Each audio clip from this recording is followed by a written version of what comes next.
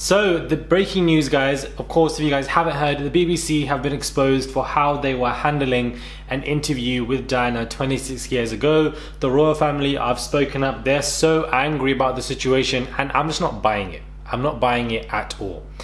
Come to me, guys, for the real royal news. Hey guys, it's Martin. Hope you guys are doing well today. Back at it again with another video. If you haven't subscribed, guys, click that button for daily and consistent content. Head over to my Instagram, my Patreon, my merch, and let's get into this video.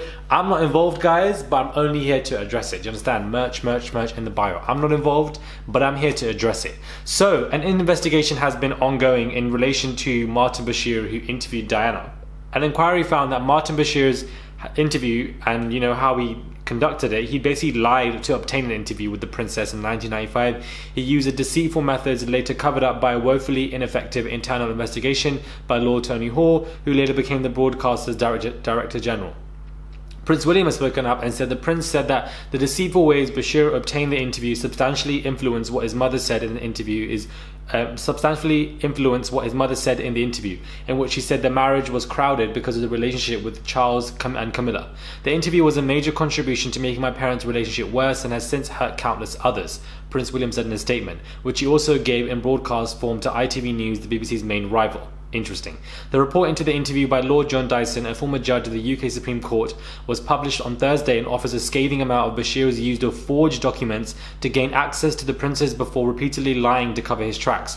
The prince said it brought him indescribable sadness to know that the BBC's failures had contributed significantly. So William, this brought you indescribable sadness, but when your dad was actually cheating on your mum with Camilla, that was okay. That didn't bring you indescribable sadness. So this is what I'm saying. What I feel like William is doing here is fake performative crap. Why is he so quick to speak up about everything going on in relation to his mother, but previously he wasn't because Harry was doing it? I feel like it's just very performative. Yes, this is his own mother and he's entitled to do so whenever he wishes to do so, but the timing of this to me is very coincidental. I feel like, Martin Bashir, I'm not a fan of this guy. He also has a very negative relationship with Michael Jackson.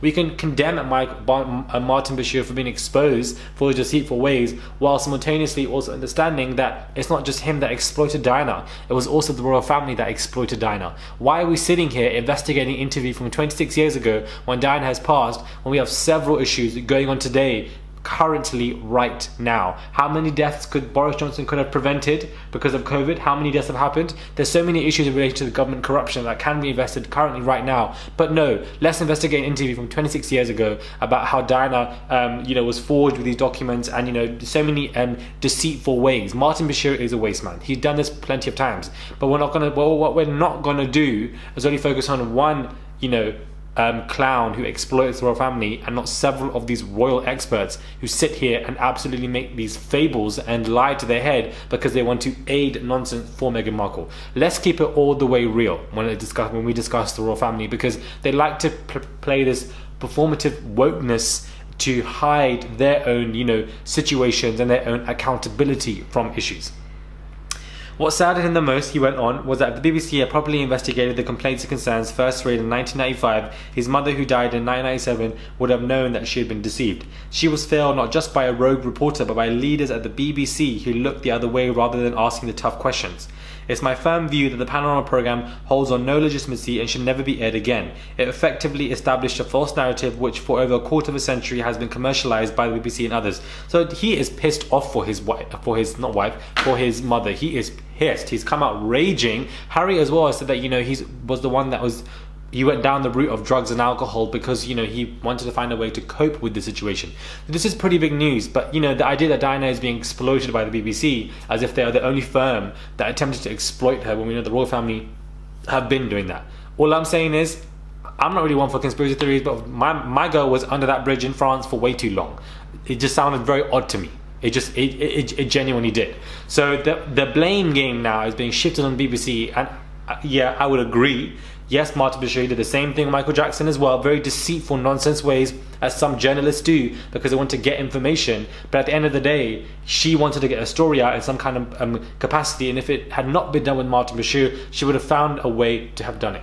because when you go through oppression, when you go through injustice, when you go through something that is pain towards you personally or in generally, you will want to speak up in some way, shape, form or manner, and nobody will stop you from doing that. So, you know, that is obviously something that she will do. But at the same time, make of this what you will. It seems to be breaking news in the last 24 hours. Basically, the BBC being exposed brutally, and the royal family pretty angry that they're reacting to this very, very quickly, all within 12-13 hours. It's been an absolutely crazy story about the situation with Diana. People are reacting online as well. How Martin Bashir got an interview with Prince Diana is highly convenient for the Tory party and its media supporters. Phone hacking and the Leveson inquiry wasn't. It's why the BBC will get a kicking and Murdoch and his media empire won't. Prince Harry has said that he drank heavily, took drugs and had panic attacks while struggling to cope with the pressures of royal life during his late 20s and early 30s. So, you know, it seems that a lot of people are reacting to it and bringing their own situation.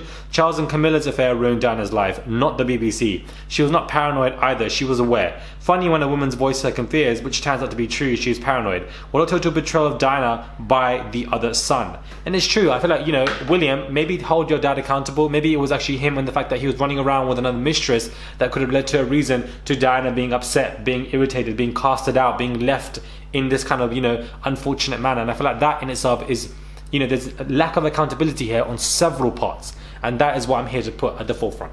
Let me know what your thoughts are, guys, when it comes to this. Subscribe to the channel, click that button for daily and consistent content. Head over to my Instagram, my Patreon, my merch, and I'll catch you guys soon for another video.